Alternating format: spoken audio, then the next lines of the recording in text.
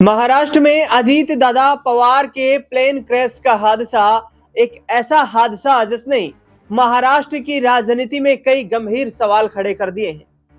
सवाल न सिर्फ राजनीति तक सीमित हैं बल्कि आम लोग भी ये जानना चाहते हैं कि आखिरकार अजीत दादा पवार के प्लेन क्रैश एक्सीडेंट की जो रिपोर्ट सामने आएगी उस रिपोर्ट में क्या खुलासा होगा कि किस कमी के चलते, किस लापरवाही के चलते ये इतना बड़ा प्लेन क्रैश हुआ जिसमें जमीन पर गिरते ही ये प्लेन जमींदोज होते ही आग का गोला बन गया और इसमें मौजूद तमाम लोग राख के ढेर में मिल गए।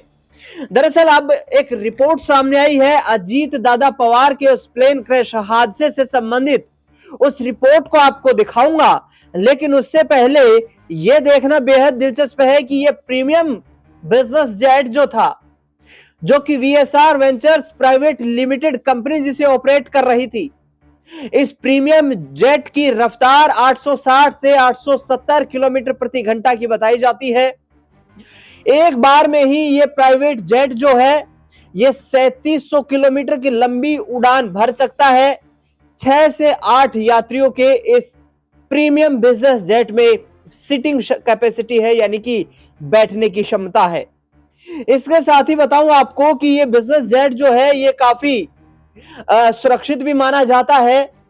मुंबई से सुबह 8:10 पर इस बिजनेस जेट ने उड़ान भरी बारामती के लिए। बारामती एयरपोर्ट पर पहुंचने का इसका समय था 8:45। 28 जनवरी 2026 का ये शेड्यूल था पूरा, और ऐसे में चंद मीटर दूर बारामती एयरपोर्ट की जो लैंडिंग स्ट्रिप थी उससे चंद मीटर दूर ही ये जो बिजनेस जेट था ये क्रैश कर गया और इसमें अजीत दादा पवार का निधन हो गया। ये कुल दूरी 256 किलोमीटर की थी जिसे महज 35 मिनट में ही पूरा किया जाना था।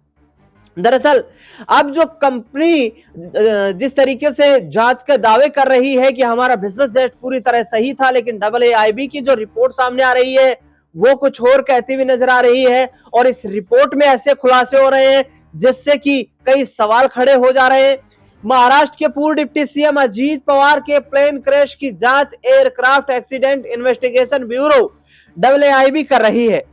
सिविल एविएशन मिनिस्ट्री के मुताबिक AAIB ने बताया कि क्रैश के दौरान प्लेन का ब्लैक बॉक्स यानी कि 2 फ्लाइट रिकॉर्डर जो थे वो क्रैश होने के बाद तेज गर्मी में रहा और आग लगने की वजह से वो क्षतिग्रस्त हो गए।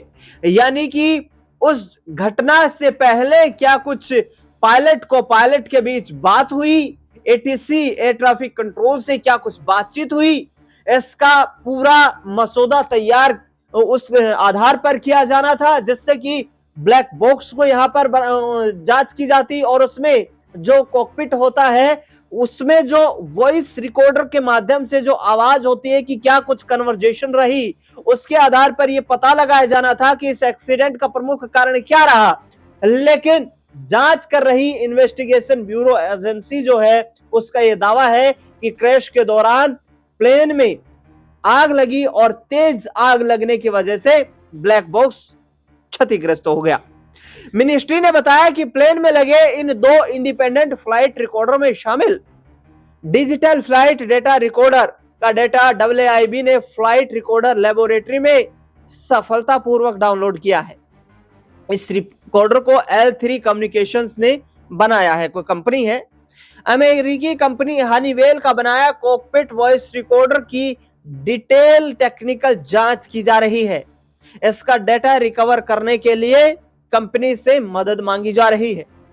ब्लैक बॉक्स जलने के दावे पर एनसीपी शरद पवार की पार्टी के विधायक रोहित पवार ने कई सवाल खड़े कर दिए। रोहित पवार का इस रिपोर्ट पर यह कहना है कि जिस तरीके से यह दावा किया जा रहा है कि ब्लैक बॉक्स जो है आग लगने की वजह से क्षतिग्रस्त हो गया, लेकिन उन्होंने यहां पर कहा है कि ब्लैक बॉक्स भीषण आग और धमाके में भी सुरक्षित रह सकता है। लेकिन महाराष्ट्र की राजनीति में अब इस रिपोर्ट को लेकर के सियासी बवाल मच गया है। आखिरकार प्रमुख कारण क्या रहा है जिसको लेकर आगे आने वाले वक्त में जो जांच कर रही है aircraft accident investigation bureau AAIB, उसने अमेरिकी कंपनी की सहायता मांगी है ताकि ये डिटेल्ड टेक्निकल जो वॉइस है उसको रिकवर किया जा सके और जिसमें पायलट को पायलट के बीच हुई कॉन्वर्जेशन, एटीसी से किस तरीके का कनेक्शन रहा, उस पर पर्दा खुल सके। आगे की रिपोर्ट आपको दिखाता हूं। दरअसल जिस तरीके से 28 जनवरी 2026 को बारामती में यह प्लेन क्रैश हादसा हुआ था जिसमें अजीत पवार के साथ 5 लोग मौजूद थे और तमाम लोगों की मौत हो गई थी। अब एक्सपर्ट्स का क्या कहना है? ब्लैक बॉक्स का जलना नामुमकिन है, यह एक्सपर्ट्स कह रहे हैं। एक्सपर्ट्स के मुताबिक ब्लैक बॉक्स 1100 डिग्री टेंपरेचर में 1 घंटे, 250 यानी कि 260 डिग्री टेंपरेचर में 10 घंटे झेल सकता है। बारामती में विमान जमीन से कुछ फीट ऊंचाई पर था, आग सीमित थी, बॉक्स का पूरी तरह जल जाना असंभव नजर आता है।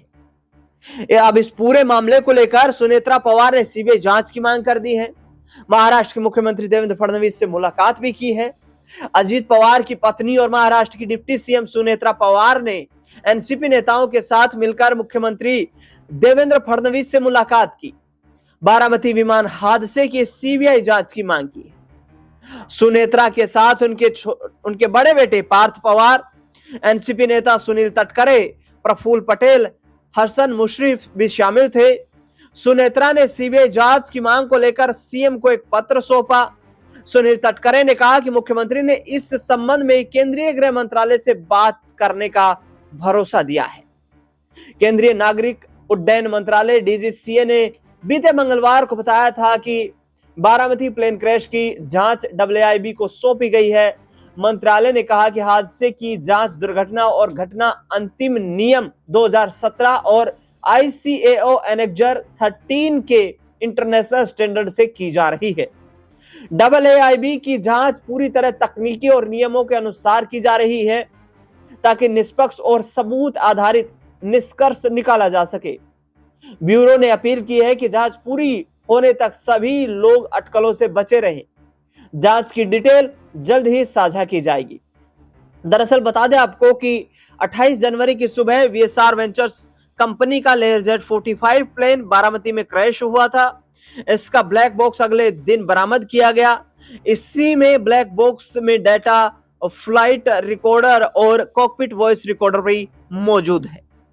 VSR वेंचर्स लिमिटेड का जो ये प्लेन था, ये सुबह 8:45 से मुंबई के छत्रपति शिवाजी महाराज इंटरनेशनल एयरपोर्ट से रवाना हुआ, जिसमें अजीत पवार सवार थे और लगभग 8:45 से चंद सेकंड्स पहले ये प्लेन क्रैश कर गया।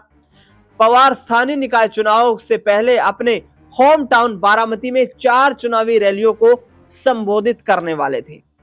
तो ये जो मुंबई से उड़ा ये प्लेन बारामती पहुंचने से पहले ही यहां पर क्रैश कर गया और अब इसको लेकर के सवाल खड़े हो रहे हैं। जांच की मांग कर दी गई है। डब्ल्यूआईबी की जो प्रारंभिक रिपोर्ट सामने आई है उसमें कहा जा रहा है कि ब्लैक बॉक्स जो है वो क्षतिग्रस्त हो गया है, लेकिन एक्सपर्ट्स का मानना है कि 1 घंटे तक 1100 डिग्री टेम्परेचर ब्लैक बॉक्स झेल सकता है, 260 डिग्री का टेम्परेचर 10 घंटे तक झेल सकता है।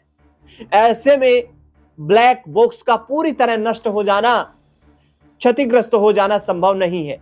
महाराष्ट्र की डिप्टी सीएम और अजीत पवार की पत्नी सुनेत्रा पवार ने सीबीआई की मांग की है। सीबीआई जांच अब जो रिपोर्ट यहां पर क्या केंद्रीय गृह मंत्रालय इसके लिए उन्हें उपलब्ध करवाएगा, यह भी देखना बेहद दिलचस्प रहेगा। महाराष्ट्र के डिप्टी सीएम अजीत पवार के निधन की ये जो रिपोर्ट सामने आई है, इसमें घटना के कारणों की जांच की जा रही है, जिसने सभी को यहां पर हैरान कर दिया है कि आखिरकार अब क्या विस्तृत जांच रिपोर्ट सामने आएगी और उसमें क्या बड़े खुलासे हो पाएंगे, क्योंकि शुरुआती जांच में डेटा रिकॉर्ड को रिकवर करने के लिए यहां पर अमेरिकी कंपनी की सहायता भी ली जाने की बात की जा रही है।